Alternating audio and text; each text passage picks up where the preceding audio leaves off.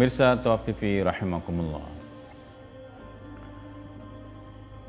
Allah Subhanahu wa ta'ala berfirman, Alladzina yazkuruna Allaha qiyaman wa qu'udan wa 'ala junubihim wa yatafakkaruna fi khalqis samawati wal ardh. Dalam ayat ini Allah Subhanahu wa ta'ala menginginkan kepada kita alladzina yazkuruna Allah, yang mereka mengingat Allah Subhanahu wa ta'ala qiyaman, ketika mereka berdiri, wa qu'udan, ketika dia duduk, dan ketika dia berbaring, dia mengingat Allah Subhanahu wa ta'ala. Rangkaian ayat ini menginginkan kepada kita agar kita sebagai hambanya terus terhubung, connecting. Kalau biasa ada connecting people, nih connecting to Allah. Bagaimana kita connect dengan Allah Subhanahu wa ta'ala? Ketika kita connect dan sibuk dengan Allah Subhanahu wa ta'ala, maka hal-hal yang buruk itu tidak akan menghampiri diri kita. Karena otak kita disibukkan dengan berzikir kepada Allah. Ketika otak kita tidak diisi dengan hal positif, dengan berzikir, dengan membaca Al-Quran, maka yang ada adalah yang lain akan mengisi kekosongan ini. Dan ingat, inna syaitana kana aduwwun mubin, bahwa setan itu adalah musuh kita yang nyata.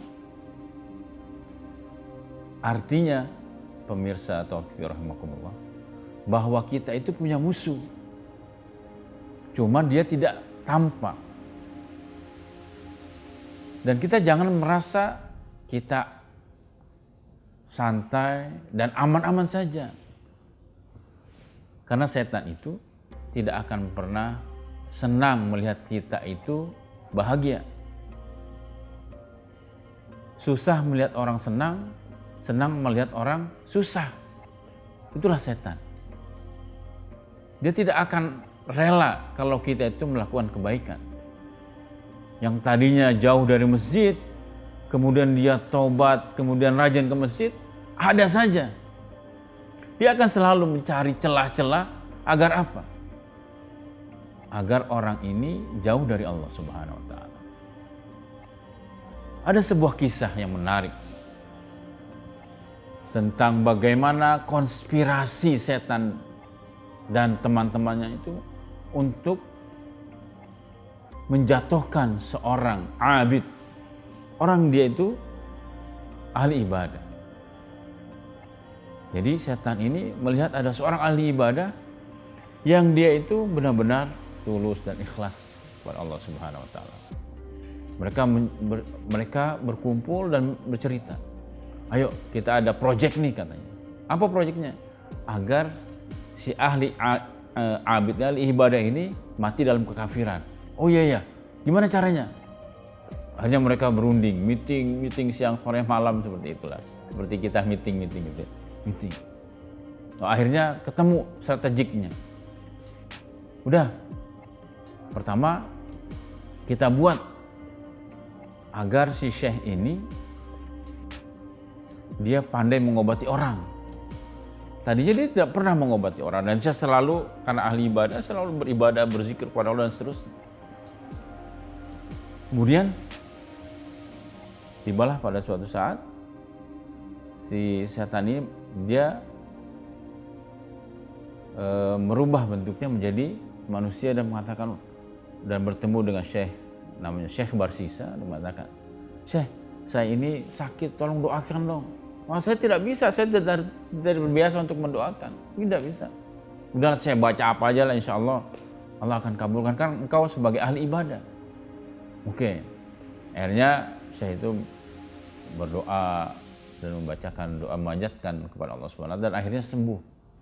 Nah, karena memang itu triknya mereka. Akhirnya tersebarlah bahwa Syekh Barsisa itu seorang yang bisa menyembuhkan. Banyak orang-orang yang datang dan meminta untuk didoakan oleh Syekh Barsisa. Pada satu kesempatan datanglah sekeluarga bersama anak gadisnya ingin meminta kepada Syekh Barsisa untuk mendoakannya. Dan keluarga ini jauh dari rumah Syekh Barsisa. Sampailah mereka saat yang asar, sampailah malam hari baru selesai. Kata orang tuanya, Syekh Barsisa, bolehkah saya menitipkan anak saya di sini, anak wanita saya di sini, karena belum selesai pengobatannya. Biar kami yang pulang. Akhirnya nginaplah anak gadis orang tua itu, dan kemudian satu malam hari, nah setan ini terus berkonspirasi agar Syekh Barsisa ini melakukan kemaksiatan. Akhirnya pada suatu saat Syekh Barsisa melewati kamarnya dan dalam kondisi akhirnya hasratnya naik, dan terjadilah hal yang tidak diinginkan. Dan kemudian bukan itu saja, Syekh Barsisa akhirnya membunuh anak perempuan itu dan dikuburkan di rumah. Dan apa yang dilakukan oleh setan itu?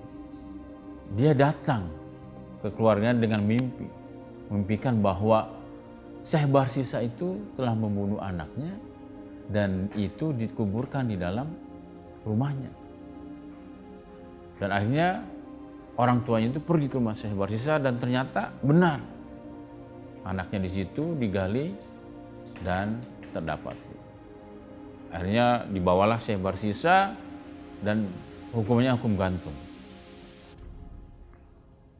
Sampailah pada ingin digantung, kemudian setan itu tidak cukup, dia ingin agar ketika Syekh Barsisa itu meninggal dalam gantungan dalam keadaan kafir. Akhirnya, udah kamu percaya kepada saya dan sebutlah saya ketika ingin gantung, maka saya akan selamatkan. Maka Syekh Barsisa juga oke, saya ikutin kamu.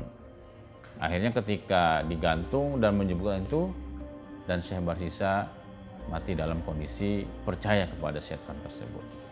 Dan inilah kita lihat bahwa konspirasi setan kepada manusia itu tidak cukup. Dia senang melihat seseorang itu melakukan kebaikan. Maka minta perlindungan kepada Allah Subhanahu wa taala. Setiap hari kita zikir pagi dan sore itu untuk minta perlindungan kepada Allah agar tidak diganggu oleh mereka. Karena apa?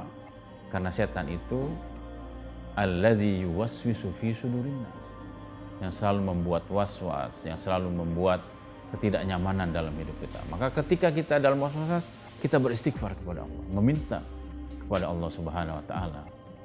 Agar apa? Agar Allah melindungi kita dan agar Allah Subhanahu wa taala menjaga kita, dan semoga kita terus menjadi hamba yang minta perlindungan kepada Allah Subhanahu wa taala. Dan jangan kemana-mana, kita akan sambung setelah jeda berikut ini.